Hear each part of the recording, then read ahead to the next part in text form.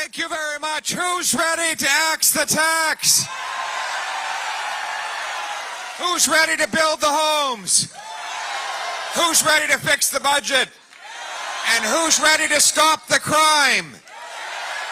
Who's ready for a carbon tax election to choose a common sense conservative government that will axe the tax, build the homes, fix the budget, and stop the crime?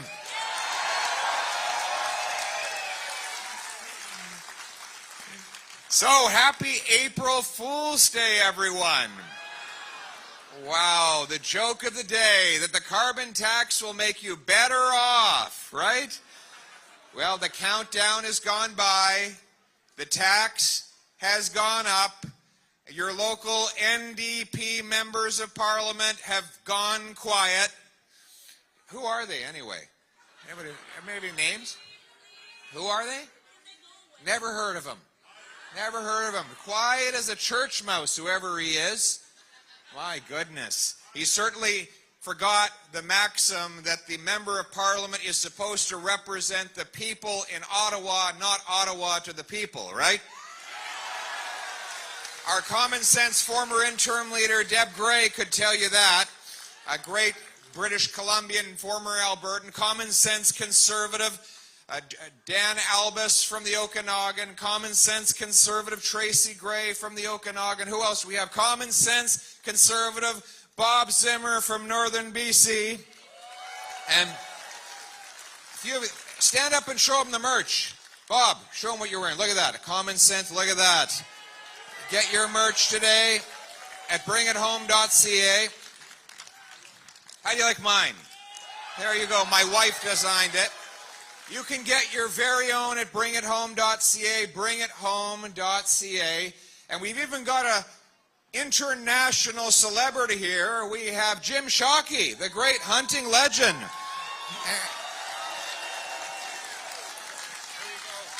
you go. I got you a gift.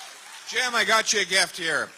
This is the most famous hunter in the entire world. Can you do a duck call with your hands? You can do a duck call with your hands? Moose call. Moose call. Here it is, everyone. Oh, here? Sounds like question period. Thanks, Jim. Way to go. Sounds like heckling in Parliament, doesn't it, Deb? But it's great to be back on the island. British Columbia. I understand BC stands for bring cash these days. After 8 years of Trudeau and the NDP hiking your gas tax, hiking the tax on your heat, hiking the tax on the food you buy, because if you tax the farmer who grows the food and the trucker who ships the food, then you tax all who buy the food. Think of the apple, for example, right? You tax one of these, all right, you get a free apple. He was the fastest to put his hand up. Good catch.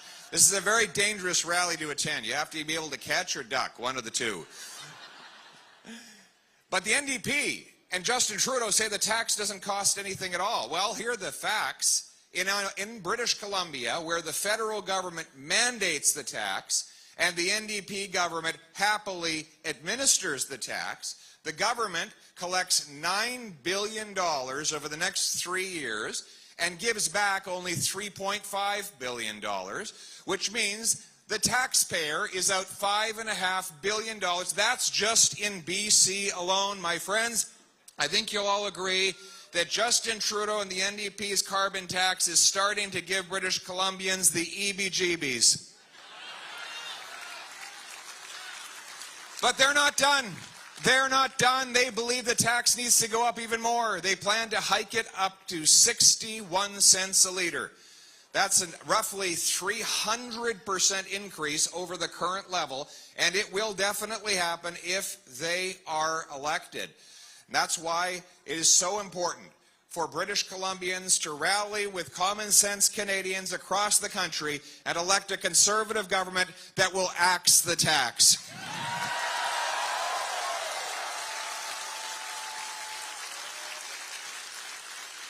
We have a better way. They say, what's your better way? Our better way is to view our energy and resources as a strength and not a weakness to our country. Because part of the radical agenda of Justin Trudeau and the NDP is to control every aspect of your life and the economy itself. They want to shut down key sectors that they don't believe in. All of the major sectors, in fact, they have attacked. They've attacked farming, forestry, fisheries, factories. What else have they attacked? They're against nuclear. They don't even want to build roads anymore. That's how radical they are. Here's our common sense. Let's start with fisheries and forestry. Bob, how have they attacked our fisheries?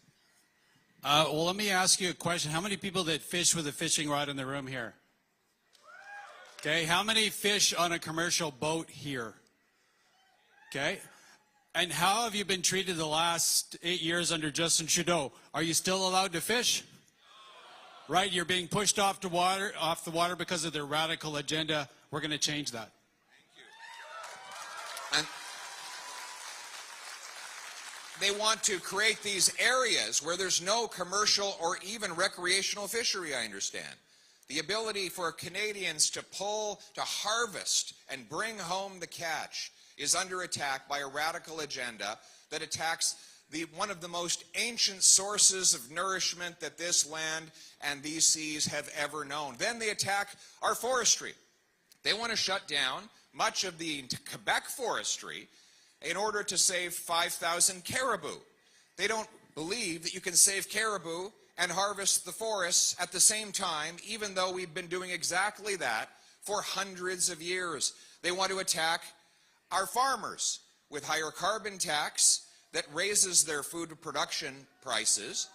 The carbon tax, not just on the heat and the barn, but also embedded in the fertilizer, all of which make Canada uncompetitive when we compete with internationally priced commodities from foreign dirty producers of the same products. I'll give you an example. In my riding, we have a mushroom farm where they are spending $10,000 a month on carbon taxes. When the carbon tax is fully implemented, the average farm will pay, that has 5,000 acres of crop, will pay $150 grand in carbon taxes. That'll give them two options: raise the price or sell the farm. If they sell the farm, we'll be more reliant on foreign food. Our common sense approach is the opposite. By getting rid of the carbon tax and ending the attacks on our resource sector, we will allow our fishermen, our forestry workers, and our farmers to bring home the harvest for all of us, to make our country a self-reliant nation that feeds its people, that houses its people, and that cares for itself.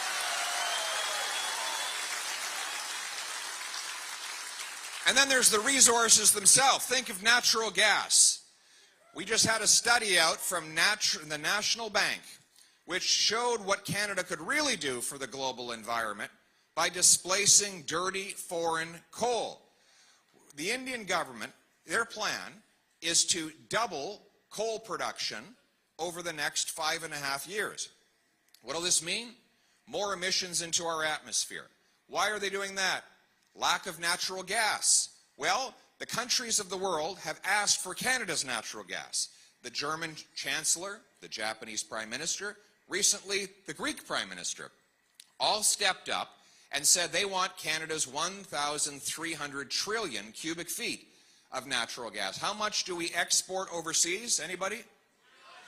Zero. Zero. There's a lady over there who got the answer right. We'll give her a shirt for that.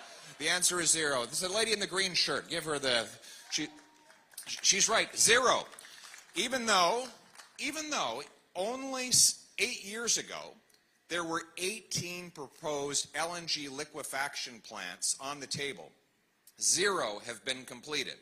Justin Trudeau says there's no business case for it. Well, nobody told the Americans they've completed 8 LNG liquefaction plants. Nobody told the Qataris they doubled their production and signed supply agreements with France. Nobody told the Germans they managed to build an import terminal from concept to completion in 194 days. And nobody told the Indians they would love to import our gas. And according to this study by National Bank, if we were to do that, we could reduce their future emissions by 2.5 billion tons. The total emissions in Canada are 0.7 billion tons. In other words, we could displace the equivalent of 3 times Canada's emissions for its entire country simply by selling to India the natural gas we have under our feet and allowing them to displace their dirtier coal. Doesn't that sound like a common sense solution that's good for our economy?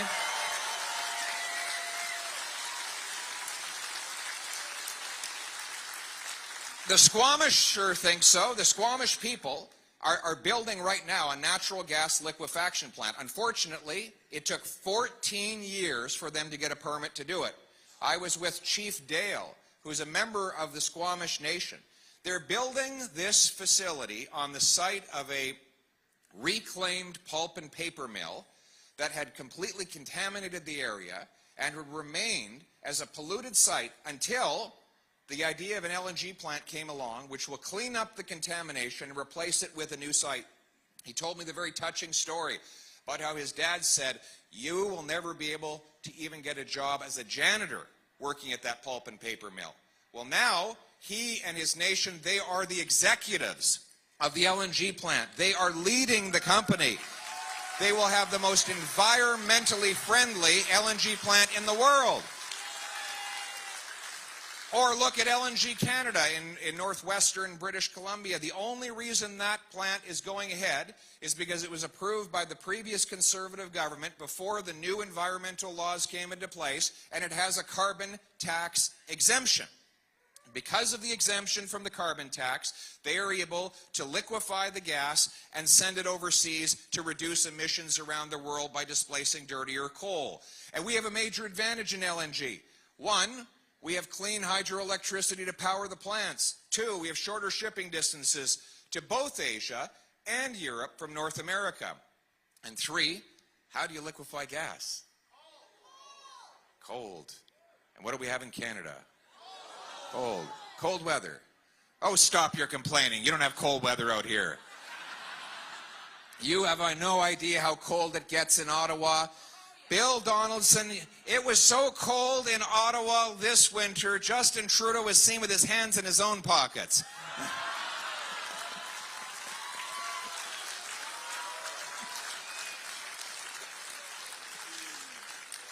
So let me tell you what we're going to do. We're going to repeal Trudeau's anti-development and unconstitutional law C-69. We're going to grant rapid permits to natural gas. We're going to cool that gas down to minus 160 degrees Celsius, put it on a ship to Asia to shut down dirty coal fire over there, send it off to Europe to break European dependence on Putin, and turn dollars for dictators into paychecks for our people. Bring it home! Bring it home!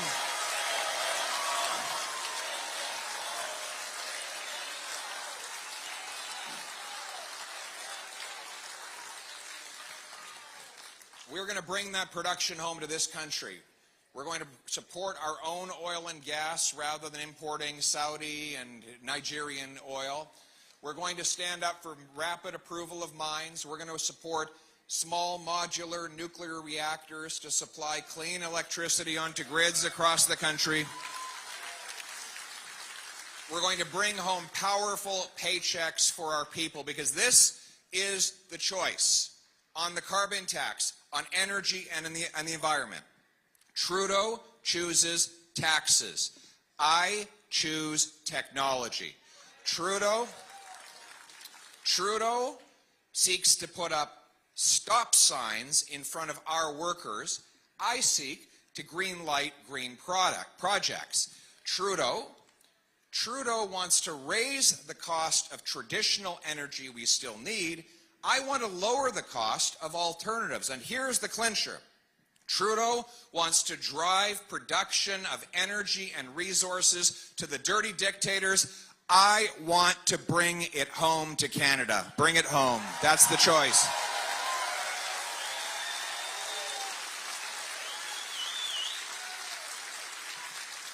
That's because we know that giving Canadians back their purchasing power is not about creating more cash. It's about creating more of what cash buys. It's about unleashing the productivity. So think about it this way. If you have an economy with $10 and 10 apples, it's $1 an apple. If you double the number of dollars in the economy to 20, but you still only have 10 apples, you're not twice as rich. It's just that each apple will cost twice as much because that money will bid up the scarce goods it is buying. Money is not by itself wealth. It is simply an accounting system. It is the technology by which we transfer value over space and time. Creating more cash is a tool of the powerful to concentrate wealth in the hands of big government and big business. It has been done for thousands of years. It's the same old trick that emperors, kings, queens, presidents, prime ministers have used whenever their sumptuous tastes, their appetites for other people's money has run out, when they no longer have the courage to raise taxes out in the open, and they want a sneaky way to do it behind the scenes. What do? They create cash out of thin air. We saw it with Henry VIII. Henry VIII would love to spend other people's money. But the problem is he ran out of the British pound. They called it a pound because it was a pound of silver. And he ran out of silver. So what do you do when you need to create more coins, but you have no more silver to make it with? Well, he melted them down. He put copper on the inside and a little tiny layer of silver on the outside. Problem was he put his big ugly mug on that coin facing straight out so that when people would rub that coin on the inside of their pant leg, his nose would have the silver rubbed off and it would turn red. So they called him Old Copper Nose. And every time you saw that red nose on Henry VIII, all of a sudden you knew that he had stolen your money by taking the silver out of your coins so that he could make more coins of the same amount of silver. The coins went up by 80% and the prices went up by 80%. The great inflation of England was the result. But now we're doing the same thing all over again. The same mistakes being repeated by central banks and overspending governments around the world. Just as the dog returns to its vomit and the sow returns to her mire, the burned fool's bandaged finger goes wobbling back to the fire. We're doing the same thing once again by creating $600 billion of brand new cash to finance Trudeau's deficits.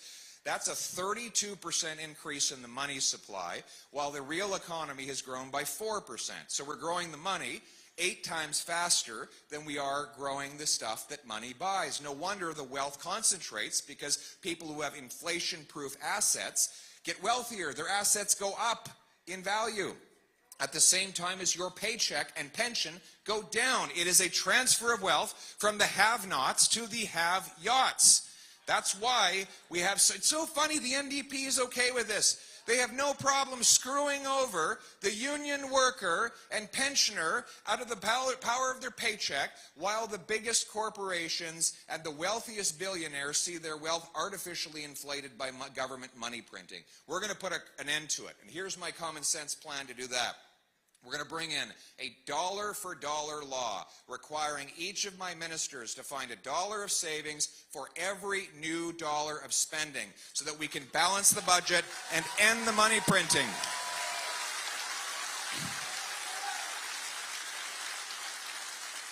And then we're going to cut the waste. Gone this $35 billion infrastructure bank that hasn't completed a single solitary infrastructure project. Gone the $60 million ArriveCam app. Gone.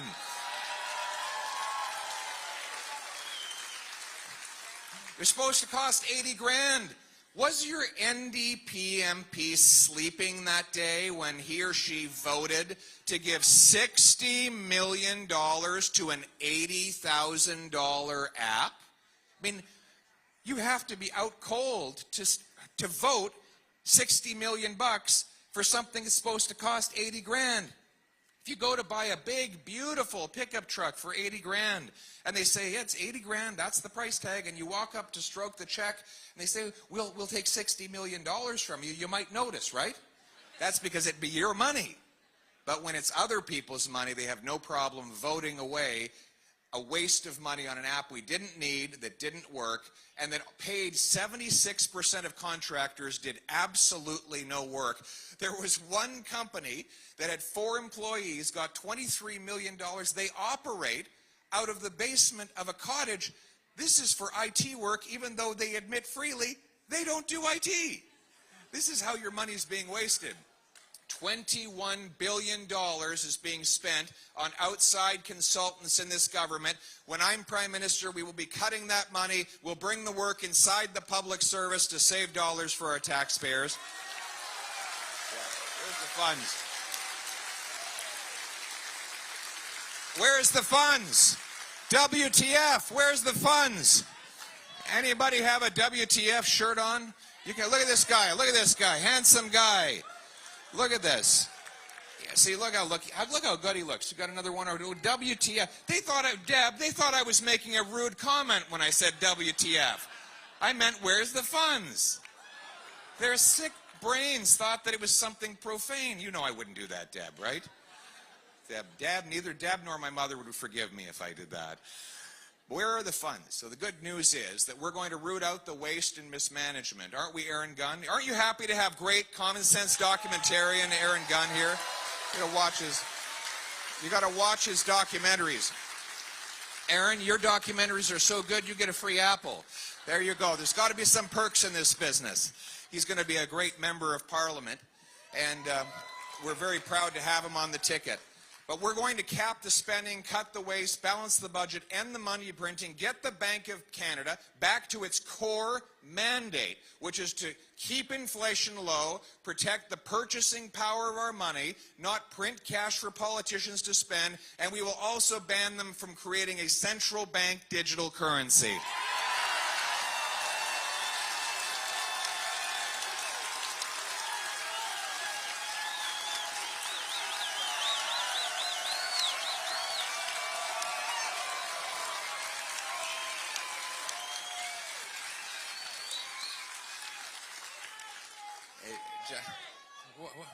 You agree with that one, eh? I like this lady. She's very fired up. You get a shirt for that for sure. Wow, you're great. Fantastic. Yeah, absolutely. Lower what? I agree with that. We're going to be cutting the cost of government to lower your taxes, inflation, and interest rates. We're also going to lower income tax to make hard work pay and let you bring home more of each dollar you earn. We have a war on work in this country. A single mom making 60 grand with 3 kids who goes out and earns an extra buck loses 80 cents in clawbacks of her child benefit and her income tax. That means on a $25 an hour wage, she keeps $5 of her next hour worked. That is inhumane. $5 is below the minimum wage. We must cut income taxes to make hard work pay off again and allow you to bring home those dollars.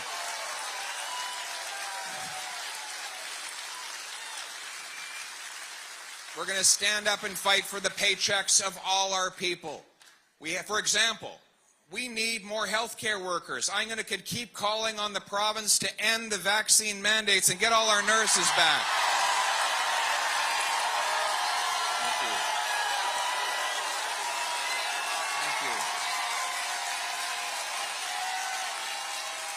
Bring back our nurses. Bring them back.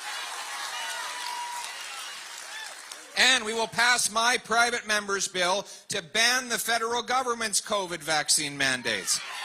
Yeah.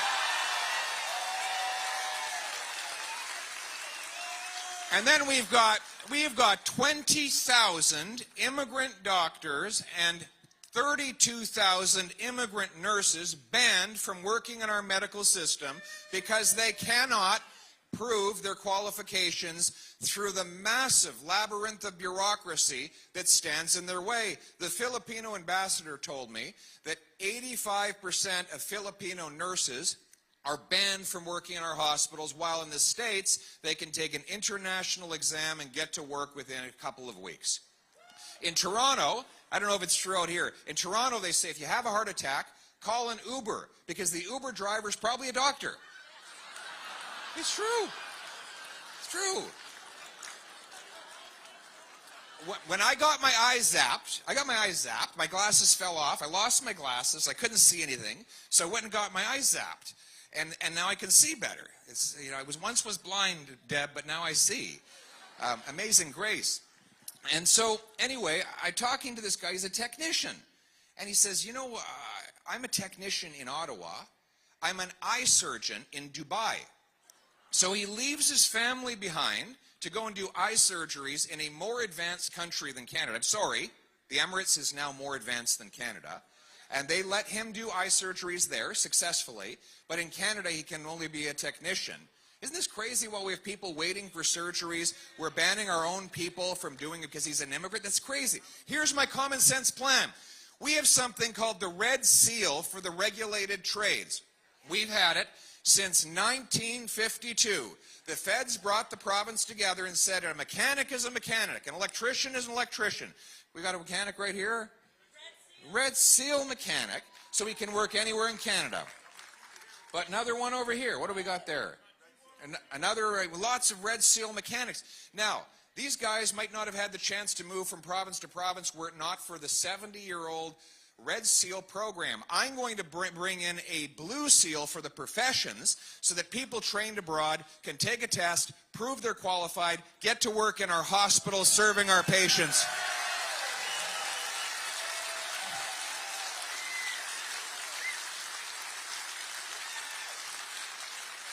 Powerful paychecks for everybody. We want them to bring them home. But how do you bring home a paycheck if you don't have a home? And there's a lot of people without a home these days. After 8 years of Trudeau, housing costs have literally doubled. The rent has doubled, mortgage payments have doubled, the needed down payment to buy a home have doubled. Now it takes 25 years in Toronto and 29 years in Vancouver for the average family to save up for a down payment. Before Trudeau and the NDP, you would pay off a mortgage in that time. There are now people who do have mortgages that got in when Trudeau was bragging that interest rates would always be low. They've now had to extend their amortization to as long as 90 years.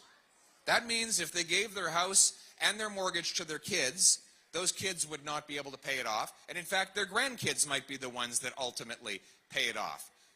Household budgets, in this case, just like government budgets, don't balance themselves. At higher interest rates, it's good to have a prime minister who thinks about monetary policy, isn't it? But the reason, why is it that Vancouver is the third most expensive housing market in the world? Worse than New York City, Los Angeles, Chicago, London, England, even worse than Singapore, which is a tiny island with 2,000 times more people per square kilometer than Canada. Why is it that Niagara, Canada is 3 times more expensive than Niagara, New York State? The answer is that we have the second slowest building permits in the OECD. This is, get this, we've got by far the most land in the G7. We spend twice as much as a share of our economy on residential construction as the other G7 countries, and yet we have the fewest homes. We spend the most, we have the most land, and we have the fewest homes. Why? What do you think is the #1 cost in building a new home in, say, Vancouver? Not land, not labor, not lumber. It's government bureaucracy. Let's give this to the Red Seal guys over here. They were the ones that got the answer first. They're the right ones. It's government. It's government permits. Government permits that stand in the way of getting anything built in this country. It costs $1.3 million to permit a new home in Vancouver. Aaron Gunn did a documentary about this. So this is a local problem, but my common sense plan is to link the federal government dollars that we give to cities to the number of homes they allow to be completed. I will require all the big cities permit 15% more home building per year as a condition of getting their federal infrastructure money. I'll require every federally funded transit station be pre-permitted for high-density sky rises so that seniors and students can live next to the bus and train. The reason Hong Kong has the only profitable transit system in the world with no government subsidies is because they sell the air rights right on top of the station, and then people can live right there. You leave late and arrive early. We're also going to sell off 6,000 federal buildings and thousands of acres of federal land to build, build, build. And you know, yes, absolutely.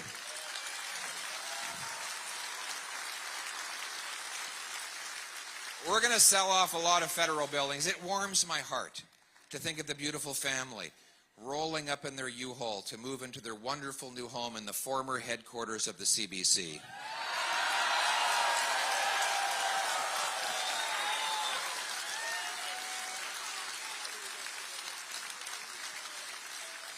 Have you seen that headquarters? It's a palace.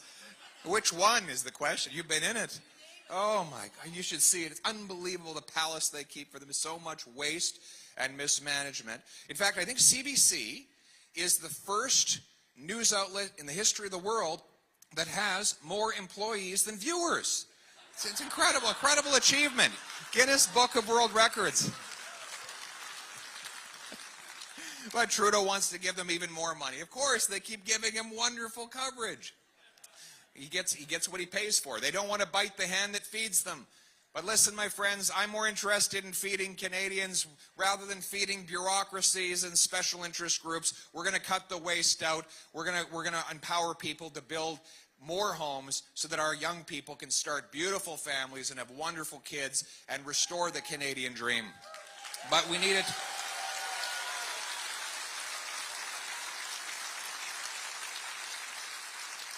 But we want those homes to be in safe neighborhoods. Do you have any crime on Vancouver Island? Oh, yeah? No, not at all? You know, in many communities, rural communities across this country, people didn't even have to lock their doors before Justin Trudeau.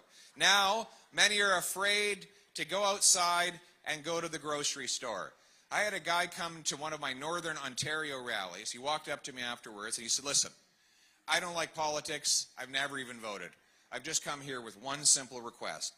I want to be able to take my kids to the restaurant in the town center without getting stabbed in the face. Can you imagine having to ask a political leader for something like that in Canada, which used to be the safest place. The safest place in the world was right here in Canada. But now, because of 8 years of catch and release policies, the same repeat violent offenders are allowed back on the street. Today, I held an event on the carbon tax at a gas station.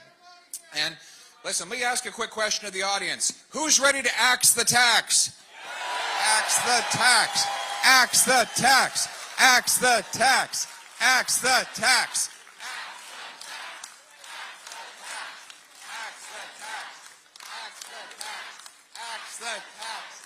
Axe the tax. Axe the tax. Good catch. Axe the tax. Right on. It sounds like somebody here wants to axe the tax. Speaking of axe the tax, today I was at a gas station where I made an announcement that I'd axe the tax, and the gas station owner came out afterwards, and he said they had a robbery there. This is here in your own very town of Nanaimo. And they caught the entire thing on camera. They took it to the cops, and the cops said, we know who did it. We see their face, but we're not going to arrest them because it's not worth it. We'll bring them in, and they'll be back out on bail before we're even done with the paperwork. The police now have this expression, FIDO, forget it, drive on. But the F doesn't stand for forget it. It stands for something else. But that's how bad it's gotten. Catch and release means that in Vancouver, they had to arrest the same 40 offenders 6,000 times. 6,000 arrests for 40 people. Think of it. If you just put those 40 guys in jail, you'd have 6,000 fewer people hit with baseball bats or stabbed or targeted. It's very simple.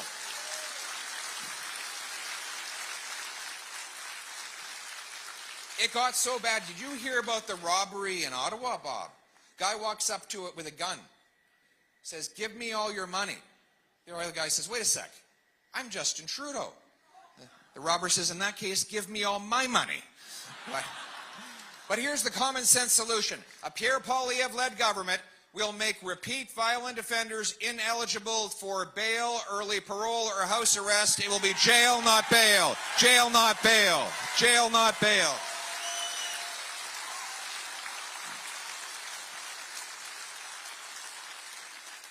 We are going to end the drug crisis. How did this... A little bit of history. How did this crisis begin? A bunch of corrupt big pharma companies lied to the medical system across North America. They said, you can take these drugs, call it OxyContin, it'll make you feel great, it's non-addictive and non-lethal. Well, the first part was true. It made people feel great. And then they needed more, and more, and more, and more, until they graduated up to fentanyl, which is 100 times more powerful than heroin. Hundreds of thousands of Americans and 40,000 Canadians have lost their lives because of the corruption of these companies. And now what do they say is the solution? Trudeau says, safe supply. What is safe supply? Pharmaceutical opioids. Wasn't that what caused the problem in the first place? And I would bet if you look, it's the same corrupt scumbag companies that started the crisis that are now getting your tax dollars to extend the crisis. So here's my common sense plan. We're going to stop giving out taxpayer-funded drugs, and we're going to put that money into treatment and recovery.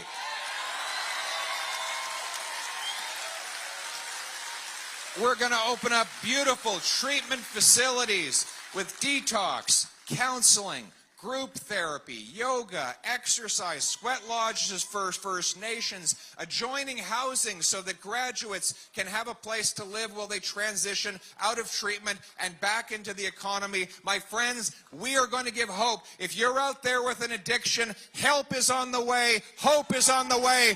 We're going to bring you home drug-free.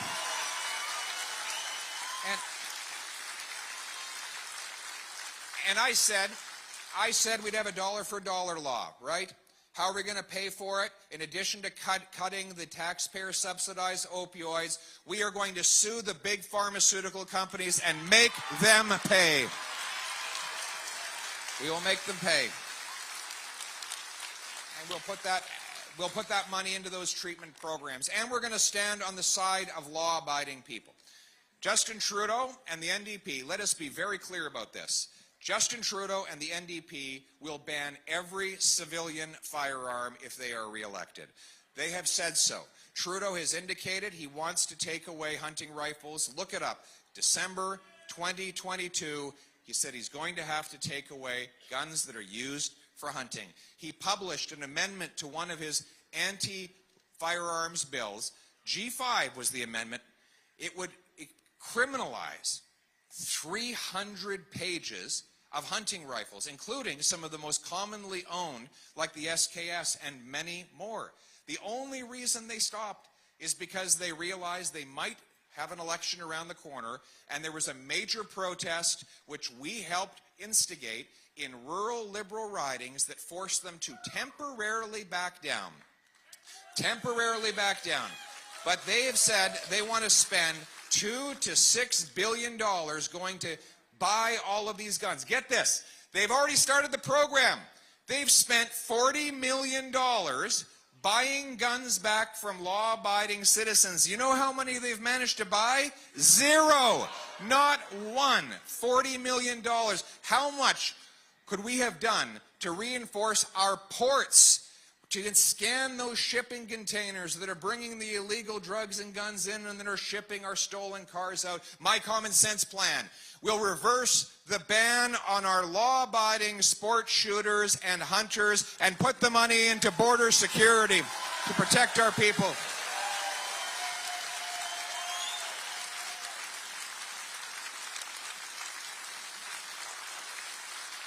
And this is the fundamental, my friends, this is the choice. This is the fundamental philosophical divide we have with our NDP liberal competitors. They subscribe to a radical ideology. that seeks to control every aspect of your life. They want to control your money, your speech, your kids, your land, your livelihood. Everything has to be in their control and under their thumb. That puts them on top and you on the bottom. And that is not by accident. After all, Justin Trudeau said he admired the basic Chinese communist dictatorship. He said he admired Fidel Castro. He said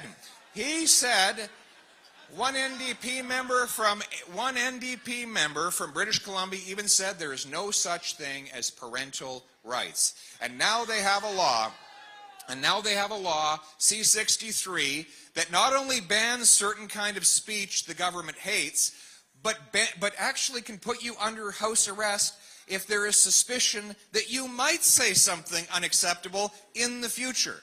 That is how, the problem is Justin Trudeau read Orwell's 1984 and he thought it was an instruction manual. I don't want to live in a communist country either, and you're not going to, because common sense conservatives are going to bring home your freedom.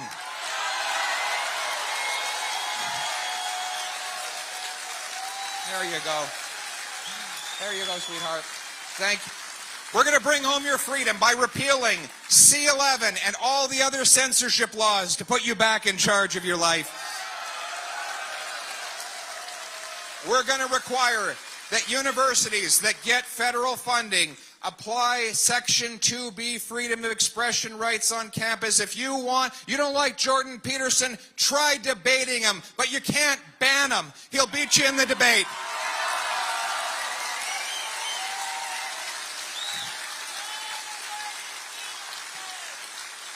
We will stand up for the rights of parents to raise their kids with their own values.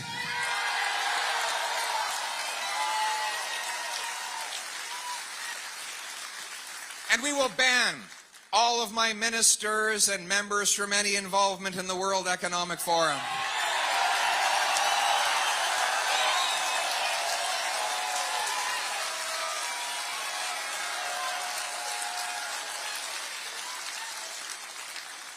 We'll ban the terror organization, the IRGC, and kick its 700 terrorist agents out of this country so that we can take back control of our lives. We'll shut down Beijing's police stations that no longer are people harassed.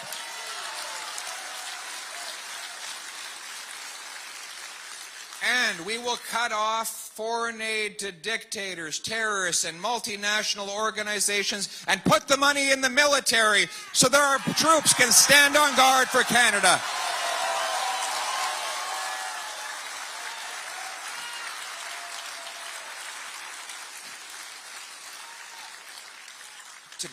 To do these things, you have to have a very simple belief. And the belief is this, in freedom. But to believe in freedom, you need to believe in something else. And that is the following. It is that everyday people, the common people, have the wisdom and virtue to decide for themselves. It is not an unrealistic view. It is not even an altruistic view. It is not a view that is pie in the sky. Sure, humans have frailties and failings. But if they have those failings as individuals, if they can't govern themselves, how could they possibly govern others? How could man at one time be so flawed that he can't decide for himself, but yet so perfect that he could decide for everyone else? The only way you could believe those two things is if you believe there is a certain kind of special person who is an angel that can decide for all the other people, someone with a special virtue. You know, these people in ivory towers, well, they look down and they say the ordinary people can't decide for themselves. Well, I've spent the last 2 years traveling this country in halls filled with people like you, And I have found that the ordinary people are not ordinary at all. The waitress who balances 5 plates on a tray, serves 15 tough customers at a time, works back-to-back shifts only to come home, help her kid with math, and balances her budget on a minimum wage salary. She is not ordinary. She is extraordinary.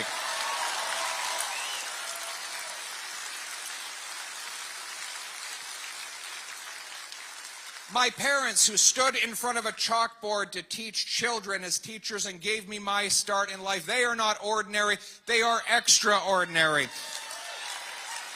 My wife's father, who got on the back of a pickup truck in order to pick fruit out in a farm field when he came to Canada as a refugee, but built up a business and raised a family. He's not ordinary either. He is extraordinary. The farmers who mastered the science of sky and soil to bring food from their field to your fork are not ordinary. They are extraordinary. The electrician who captures lightning from the sky, runs it through a copper wire to illuminate this room and light up the world is not ordinary. He is extraordinary. The soldier who leaves her family behind to go to a far-off place and defend our freedom abroad, she is not ordinary. She is extraordinary. These extraordinary people have the common wisdom, the common virtue, and the common sense to decide for themselves. It is the common sense of the common people united for our common home. Your home, my home, our home.